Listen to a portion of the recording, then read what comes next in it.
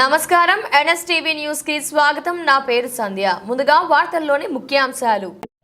అల్లూరి జిల్లా కూనవరం గ్రామంలో మధ్యాహ్నం సుమారు 3 గంటల సమయంలో వచ్చిన సమాచారం మేరకు పోలిపాక గ్రామ శివారు వాహనాలు తనిఖీ చేస్తుండగా నెల్లిపాక వైపు నుండి కూనవరం వైపుగా Suzuki access AP 40 AF 4943 number గల మోటార్ సైకిల్పై ఇద్దరు వ్యక్తులు తనిఖీ చేస్తున్న అధికారులను చూసి మోటార్ సైకిల్ వెనక్కు తిప్పి పారిపోవుటకు ప్రయత్నించుండగా మా సిబ్బంది కలిసి వారిని పట్టుకుని వారి వద్ద నుండి 21 కేజీల గంజాయి, దాని విలువ సుమారు 1,05,000 రూపాయలు ఉంటుంది.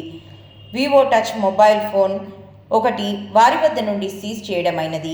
గంజాయి అమ్మిన వ్యక్తి ఒరిస్సా బార్డర్కు చెందిన అతను పరారీలో ఉండగా వారి మీద గంజాయి కేసు నమోదు చేసి వారిని రిమాండ్కు పంపడమైనదని కూనవరం సబ్ ఇన్స్పెక్టర్ లతాశ్రీ తెలిపారు.